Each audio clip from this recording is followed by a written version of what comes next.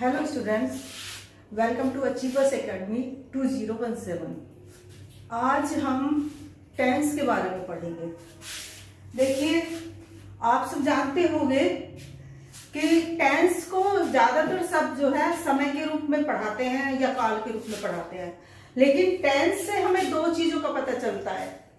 एक तो समय का, यानी कि समय का मतलब कि जो एक्शन हुआ है जो वो किस समय में हुआ है। तो समय तीन ही होते हैं, नंबर एक प्रेजेंट टेंस, नंबर दो पास्ट टेंस और नंबर तीन फ्यूचर टेंस। यानी कि हम कोई कार्य या तो प्रेजेंट में करते हैं, अब कर रहे हैं तो प्रेजेंट में करते हैं। अगर हमने वो पहले किया है तो वो पास्ट हो गया, हम कर लिया है हमने तो वो पास्ट में किया है, या फिर अब हम आने वाले समय में करेंगे तब वो फ्यूचर टेंस होता है। तो टेंस हमें समय के बारे में बताता है कि कोई कार्य किस समय में हुआ है, वर्तमान काल में हुआ है या पास्ट टेंस को भूतकाल कहते हैं हिंदी में, भूतकाल में हुआ है या भविष्य काल में होगा, इस तरह से बताता है। लेकिन दूसरी बात, मोस्ट इंपॉर्टेंट एक चीज और हमें टेंस से पता चलती है, वो पता चलती है हमें उस कार्य के स्टेट की।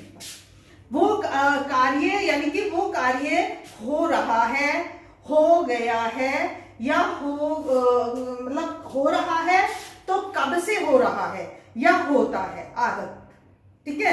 या इस तरह से मतलब हमें टेंस जो है दो चीजों के बारे में बताता है। एक तो हमें समय के बारे में बताता है टेंस, दूसरी चीज हमें कार्य के होने की स्थिति क्या है, यानी कि वो कार्य हो रहा है, चल रहा है या चल रहा है तो कब से चल रहा है, या कार्य पूरा हो चुका है, या एक स्टेट होती है अनिश्चित जिसको हम इंडेफिनिट टेंस कहते हैं, यानी कि अनिश्चित। अनिश्चित का मतलब यहाँ पे ये होता है कि कार्य का पता नहीं है कि वो चल रहा है या वो पूरा हो गया है, तो उस टेंस को हम इंडेफिनिट टेंस कहते हैं। तो इस तरह से हमारे जो है टेंस हो गए हैं तीन, प्रेजेंट टेंस जिसको वर्तमान काल कहते हैं, past tense and future tense. और फिर हमें कार्य का कैसे पता चलता है, फिर चार पार्ट होते हैं हर एक के, जैसे indefinite tense, present indefinite tense जिसमें ये अनिश्चित काल कहा जाता है, इसको अनिश्चित काल कहते हैं, यानी कि इसमें हमें ये नहीं पता चल रहा है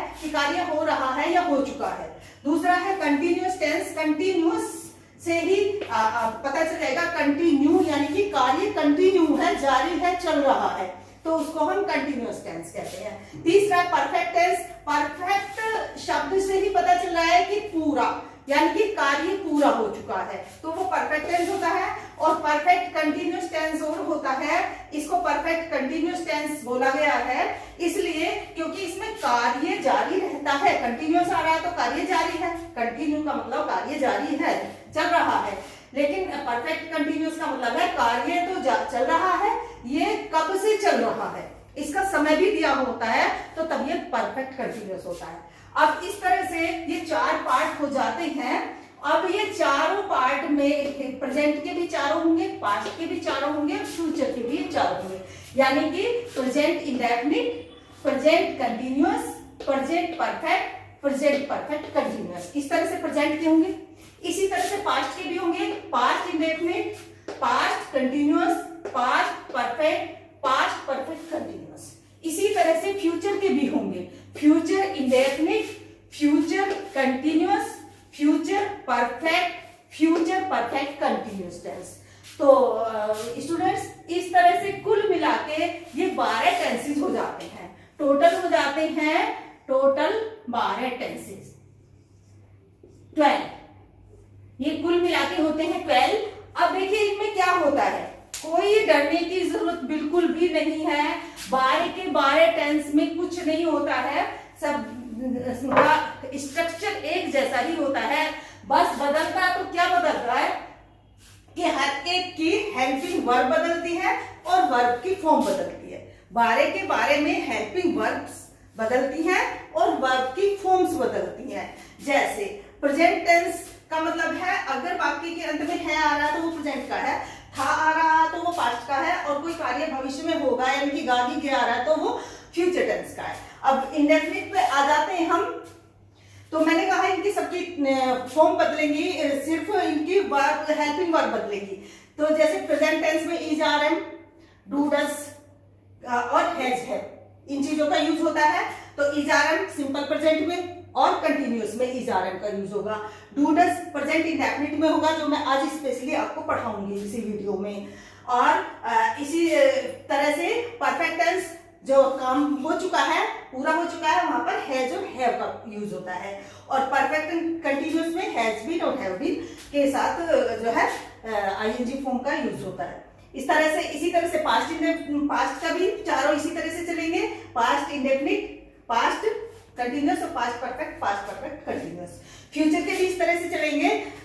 जो हम आगे पढ़ाएंगे, आज हम स्पेशली आपको पढ़ाएंगे प्रेजेंट इंडेफिनिट और past indefinite, present indefinite tense और पास्ट इंडेफिनिट टेंस।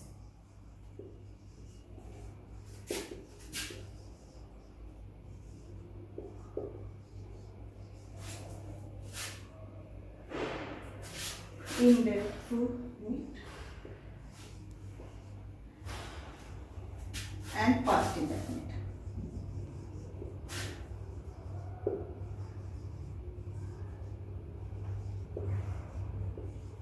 ये दो आज हम पढ़ाएंगे। अब क्या से करेंगे, क्या इसका पहचान है। सबसे पहले हमें वाक्य की पहचान होनी जरूरी होती है। किसी भी वाक्य की पहचान होती है तो जनरली इंडेफिनिट टेंस की पहचान होती है कि इसमें हमें आदत का पता चलता है ज्यादातर। इंडेफिनिट तो अनिश्चित होता है, तो इसे हम कैसे कहें, तो इसमें ज्यादातर आदत का पता चलता है। जैसे मैं जाता हूं, मैं सुबह 5 बजे सोकर उठता हूं, या यूनिवर्सल ट्रुथ जो होता है उसमें उसका पता चलता है। जैसे सूर्य पूरब में निकलता है। तो हिंदी में अगर हम इसकी पहचान ले, प्रेजेंट इंडेफिनिट की पहचान करेंगे, तो हिंदी में हमेशा अंत में ता है, ती है, ता है के साथ में ता है, ती है या ते है इत्यादि आते हैं, ये शब्द आते हैं, तो हम समझेंगे प्रेजेंट इंडेफिनिट टेंस है। वैसे ये 2-3 बातें बताता है, आदत को बताता है, जो है यूनिवर्सल ट्रुथ को भी बताता है, पसंद नापसंद को भी बताता है, जैसे मुझे चाय पसंद है, आई लाइक टी, इस तरह से। अब इसको हम को करते कैसे हैं प्रेजेंट इंडेफिनिट टेंस में। देखिए स्ट्रक्चर क्या है, किसी भी वाक्य का, कोई से भी टेंस का हो, किसी भी टेंस का हो, 12 टेंस मैंने अभी बताया, किसी भी टेंस का हो, जब हम इंग्लिश में बनाते हैं या बोलते हैं तो सबसे पहले हम सब्जेक्ट बोलते हैं, सब्जेक्ट लिखते हैं। सब्जेक्ट कौन होता है, कार्य को करने वाला। जैसे I go to school, I go to school, ये एक सेंटेंस है। इसमें जो काम को करता है वो कर्ता कहलाता है, वो सब्जेक्ट कहलाता है। तो इसमें आई है सब्जेक्ट, ठीक है, गो है वर्ब और ये है ऑब्जेक्ट, ठीक है। तो सबसे पहले प्रेजेंट इंडेफिनिट टेंस में सब्जेक्ट, कोई भी वाक्य हो, subject plus helping verb plus verb. Verb की फॉर्म्स अलग हो जाएंगी, मैंने कहा 12 के 12 टेंस में वर्ब की फॉर्म बदलती हैं। तो वर्ब, मेन वर्ब जिसको हम बोलेंगे helping verb plus main verb,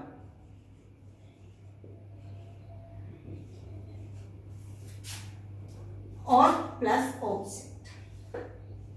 ये चीजें चलेंगी हर किसी भी टेंस का। अभी मैंने इंडेफिनिट नहीं बताया, कोई भी टेंस हो, कोई भी टेंस हो इसी क्रम में चलेगा, कोई भी हो 12 के 12 में से।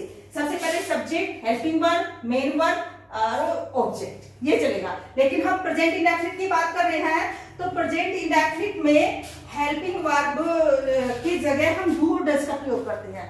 प्रेजेंट इंडेफिनिट में हम डू और डज का प्रयोग करते हैं, डू एंड डज, ठीक है। और इसी तरह से अगर हम इसके साथ पास्ट भी ले ले, पास्ट इंडेफिनिट भी हम ले लेते हैं साथ के साथ, पास्ट इंडेफिनिट में हम डिड का प्रयोग करते हैं, ठीक है, समझ में आ रहा है। प्रेजेंट इंडेफिनिट में हम डू और डज का यूज करते हैं। अब डू और डज का यूज हम आगे बताएंगे। अगर वाक्य सिंपल है, अफर्मेटिव है, अब देखिए, अब वाक्य के बारे में भी हमें पता होनी चाहिए। तो वाक्य कितने प्रकार के होते हैं, सिंपली वाक्य 5 प्रकार के बताए जाते हैं, 5 प्रकार के होते हैं वाक्य, ठीक है। एक तो होते हैं अफर्मेटिव, बोलकर बता देती हूं मैं, अफर्मेटिव या पॉजिटिव सेंटेंसेस जिन्हें कहते हैं, यानी कि जिनमें ना तो कोई क्वेश्चन पूछा जाता है और और ना ही वो नेगेटिव होते हैं, ना ही ना आता है, उन्हें नहीं आता है, तो वो अफर्मेटिव सेंटेंसेस कहलाते हैं। ठीक है। नंबर 2 नेगेटिव सेंटेंस, जिनमें नोट आता है या जिनमें नहीं आता है हिंदी के वाक्य में, तो वो नेगेटिव सेंटेंसेस कहलाते हैं। और नंबर 3 इंटेरोगेटिव, जिनमें कोई प्रश्न पूछा जाता है, वो इंटेरोगेटिव सेंटेंसेस कहलाते हैं। तो अब मैं बता रही हूं, और इंटेरोगेटिव भी 2 तरह के वाक्य होते हैं।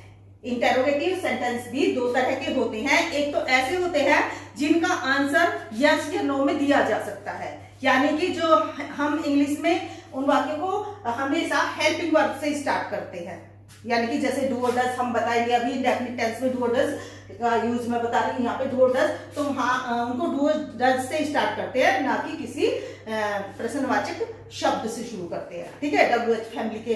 दूसरे तरह के इंटेरोगेटिव वे होते हैं जो किसी प्रश्नवाचक शब्द से स्टार्ट होते हैं, यानी कि WH फैमिली के वर्ड्स उनमें आते हैं। और हिंदी में हम बोले तो उनमें जो प्रश्नवाचक शब्द आएगा वो हमेशा बीच में आएगा। जैसे अभी मैंने कहा कि क्या तुम पढ़ते हो, तो क्या सबसे पहले आया हिंदी में, तो हम इसका आंसर यस नो में दे सकते हैं। अगर मैं पढ़ता हूं तो बोलूंगा यस, नहीं तो नो। लेकिन अगर मैं आपसे पूछूं आप क्या पढ़ते हो, तो तब हमें इसका आंसर यस नो में नहीं दे सकते हैं, तब हमको बताना पड़ेगा कि मैं ये पढ़ता हूं। ठीक है। इसी तरह से जो है जो क्या क्यों कैसे कब कहां, ये हमेशा हिंदी में अगर हम बोलेंगे तो वाक्य के बीच में ही आएंगे। ठीक है, इस तरह से। तो अब इन सेंटेंस को हम कैसे बनाएंगे, आज मैं प्रेजेंट इंडेफिनिट टेंस लेके चली हूँ और इसके साथ में पास्ट इंडेफिनिट टेंस भी आपको बता रही हूँ। तो प्रेजेंट इंडेफिनिट टेंस के जो अफर्मेटिव सेंटेंस होंगे, अफर्मेटिव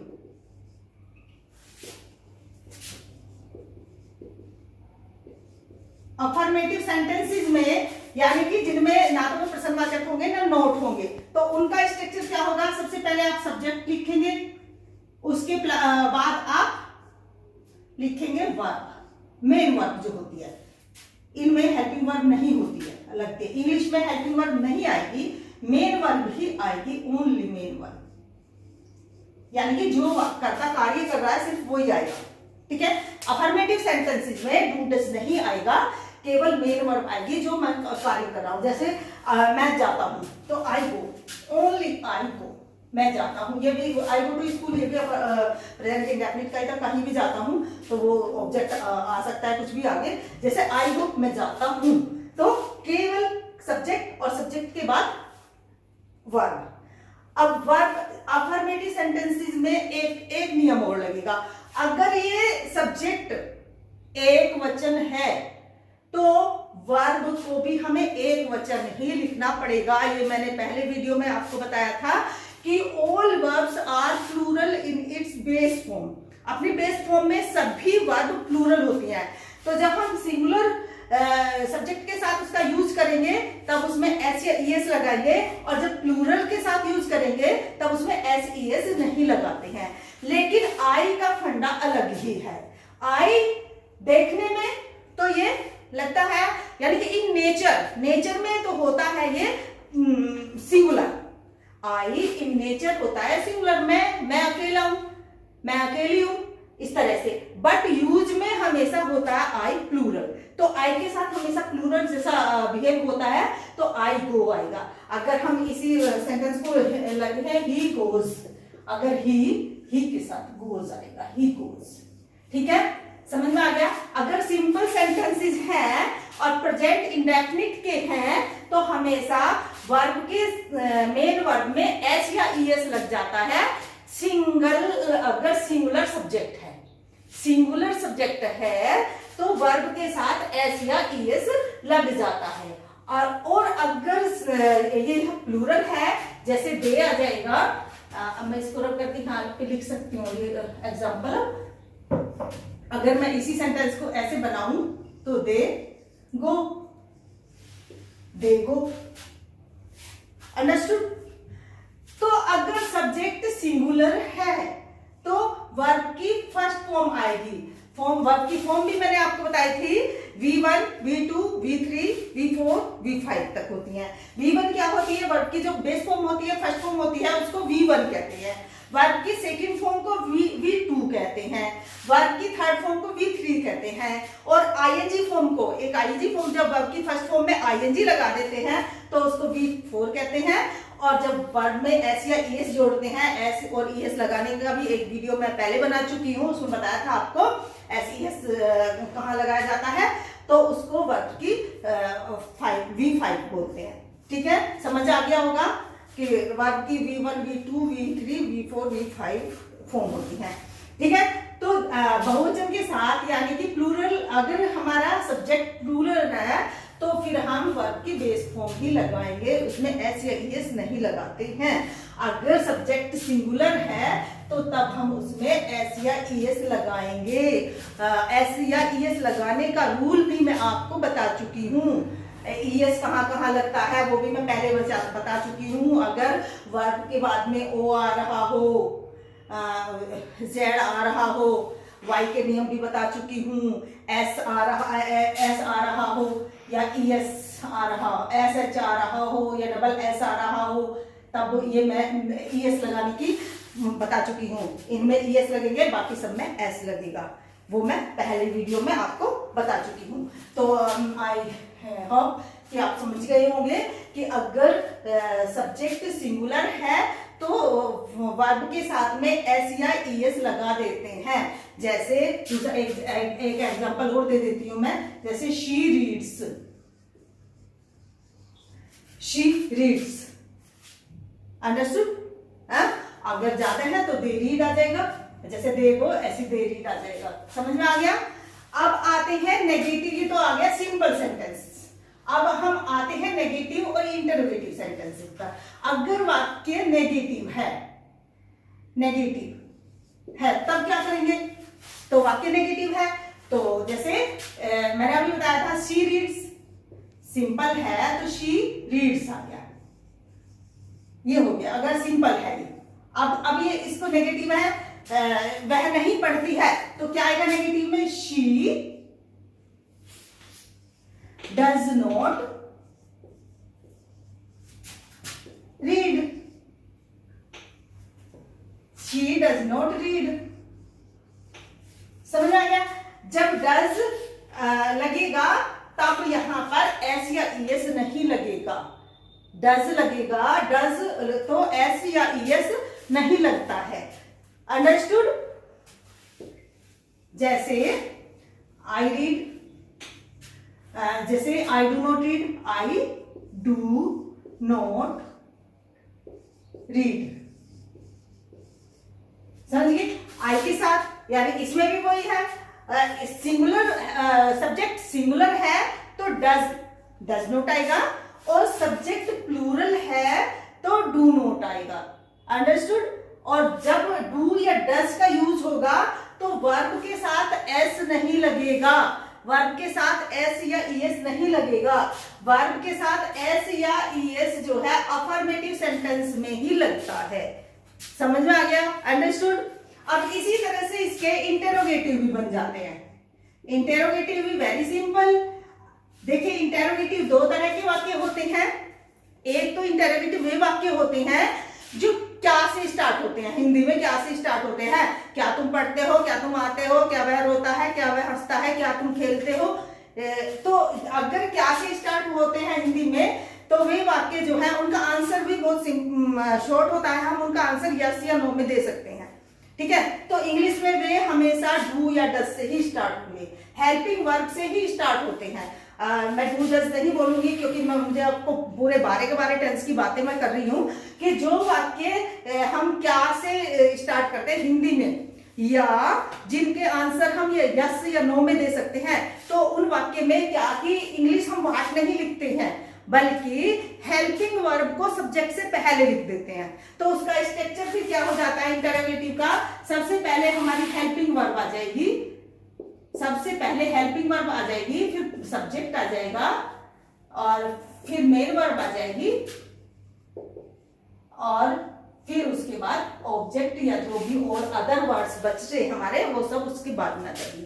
तो स्ट्रक्चर समझ में आ गया इंटेरोगेटिव का। इंटेरोगेटिव में अगर वाक्य क्या से स्टार्ट हो रहे हैं तो फिर सबसे पहले जो है हेल्पिंग वर्ब, यानी कि अब हम इंटेरोगेटिव की बात कर रहे हैं तो डू या डज सबसे पहले आ जाएगा। तो अगर हम इसी की बात करेंगे, शी डज नॉट रीड, वह नहीं पढ़ती है, और इसको हम प्रश्न वाक्य फॉर्म में पूछे तो ये हो जाएगा क्या वह पढ़ती है, क्या वह पढ़ती है। तो तब कैसे बनाएंगे, तो डज सबसे पहले आ जाएगा, डज शी रीड।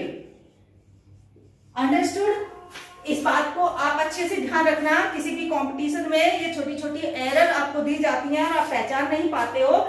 जब डू या डज का यूज जिस वाक्य में हो जाएगा वहां पर क्रिया में एस नहीं लगता है। और सभी कॉम्पिटिटिव एग्जाम में इसी तरह की थोड़ी थोड़ी सी मिस्टेक दे देते हैं, डज शी रीड्स दिखा दे देंगे और आपको पता नहीं चलेगा कि क्या गलती है। तो बार बार मैं इस चीज पर जोर दे रही हूं कि जब डू और डज का यूज होगा तो क्रिया में एस या ईएस नहीं लगेगा, बस क्रिया की फर्स्ट फॉर्म का ही यूज होगा।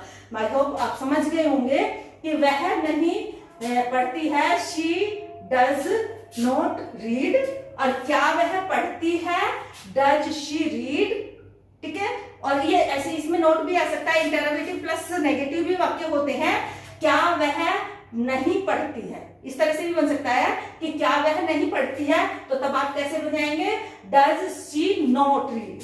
ठीक है, कि अगर इसको बनाना है तो तब ऐसे बनेगा, डज शी नॉट रीड।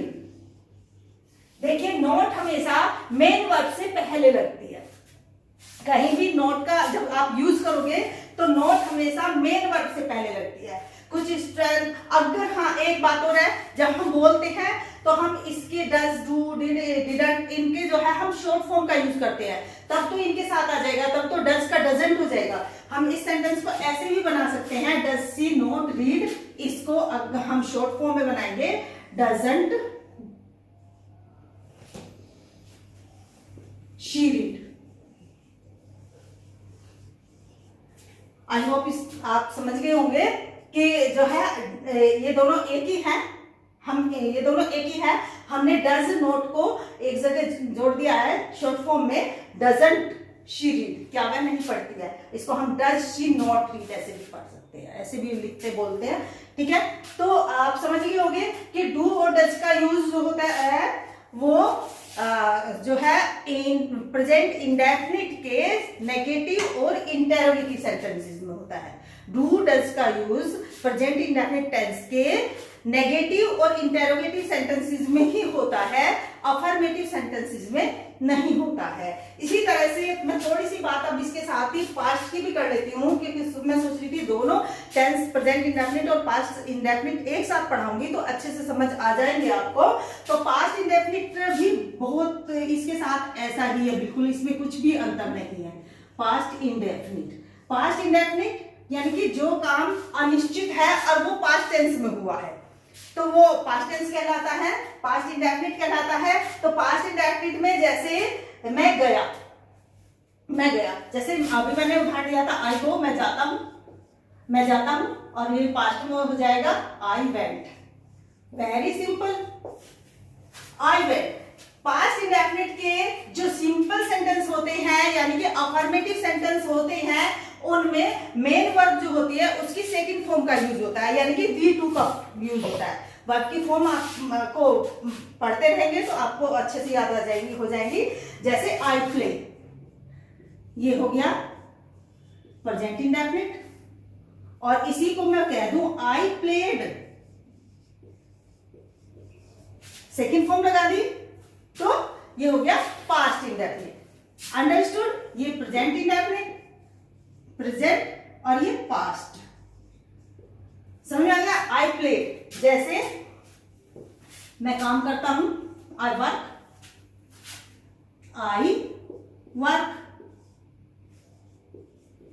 क्या हो गया? प्रेजेंट इंडेफिनिट टेंस, मैं काम करता हूं। ठीक है, अगर मुझे पास्ट में बोलना है कि मैंने काम किया तो आई वर्कड, ईडी लग जाएगा।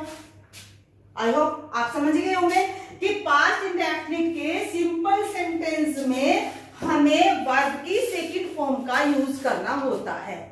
पास्ट इंडेफिनिट के अफर्मेटिव सेंटेंसेस में हमें वर्ब के सेकंड फॉर्म का यूज करना होता है। समझ में आ गया।